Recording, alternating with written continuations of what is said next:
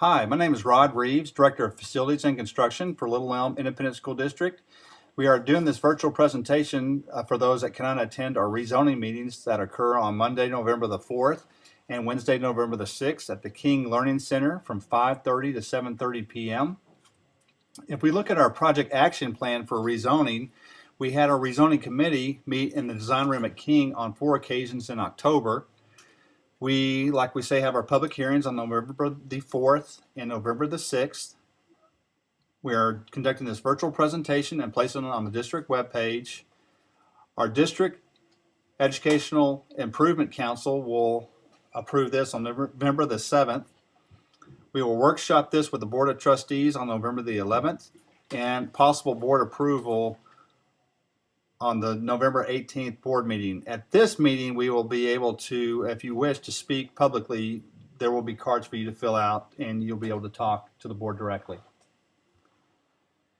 If we look at the meeting agenda, I will conduct the welcome and introductions. We will conduct a brief overview of our district and our district boundaries. We'll take a short break to collect all the comment forms, and we will answer all your questions. And we will stay there as long as we need to. Why are we here today? There are 4 basic parts. Phase 1 is the opening of our Prestwick STEM Academy in the Tribute for the fall of 2014.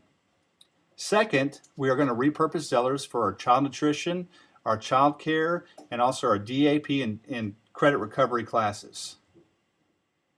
Phase 3 is to balance our student populations to make sure that we have a efficient student to teacher ratio and also administrative staff to teacher ratio. And last but not least is our continued partnership with our community members. If we look at our existing elementary school zones, we will be opening the STEM Academy in the Tribute, which is within the Hackberry zone. So we will need to create a new zone for that school. Second, we'll rezone Zellers because we are going to repurpose that for our child care programs like we said earlier.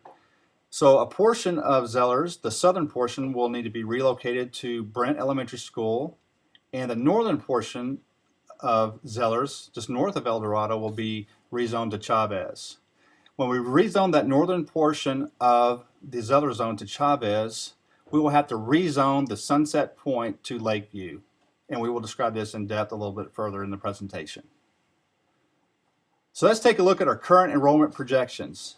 Brent Elementary is at 577, Chavez is at 597, Hackberry is at 754, Lakeview is at 559, Oak Point is at 634, and Zellers is at 326. If you notice the areas highlighted in red, this is when the school will reach its functional capacity limit, which means that there will be no more classroom space to accommodate the growth. And so you can see Hackberry Elementary has already reached its functional capacity limit, and Oak Point Elementary will reach it in 2015 and 16. Here's a closer view of the numbers so you can have a better look. So let's take a look at the proposed 2014-15 elementary zones. Remember that we had to rezone for the STEM Academy that's opening within the southern part of our district in the Tribute. So our committee recommended that Stonebrook become the northern boundary for the Prestwick STEM Academy, which will be the southern boundary of the Hackberry zone. Approximately 131 students from the southern side of El Dorado from Zellers will be rezoned to Brent Elementary School, and approximately 256 students on the northern side of El Dorado from Zellers will be relocated to Chavez. Remember, this will place Chavez over its functional capacity limit, so a portion of that zone will have to be relocated to Lakeview Elementary School. And this is approximately 107 students. So let's take a look at the enrollment numbers based upon that draft plan or recommended plan. Brent Elementary School will now be at 659, Chavez will be at 652, Hackberry will be at 594, Lakeview will be 613, Oak Point will be at 589, and you notice Zellers is at 0 because that's been repurposed. We've highlighted in red those areas when the school will reach its functional capacity limit, and as you can see, this plan kind of gives us a 3 to 4 year window, breathing room, until we have to come back and revisit the capacity issue again.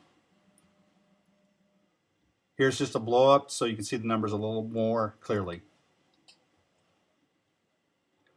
So any programs that are available at all the campuses will be available at the STEM. All the core classes are the same no matter what campus you are within Little Elm ISD. Students who reside in the Tribute Homeowners Association will have a guaranteed seat to the Prestwick STEM Academy. Students who are zoned to the Prestwick STEM Academy will have a priority seat. Up to 10 to 15 additional seats will be allocated to current Zeller students for the 2014-15 school year. A random drawing will be conducted. We've had STEM orientation meetings in October 22nd through November the 13th. Middle School Academy meetings have occurred October the 28th through October the 30th. School choice period is from November the 14th through December the 13th. And special education students will be on a case-by-case basis and will be located based upon the ARD process, the admissions review and dismissal process. Once STEM reaches functional capacity, the district will revisit all transfers to the STEM Academy.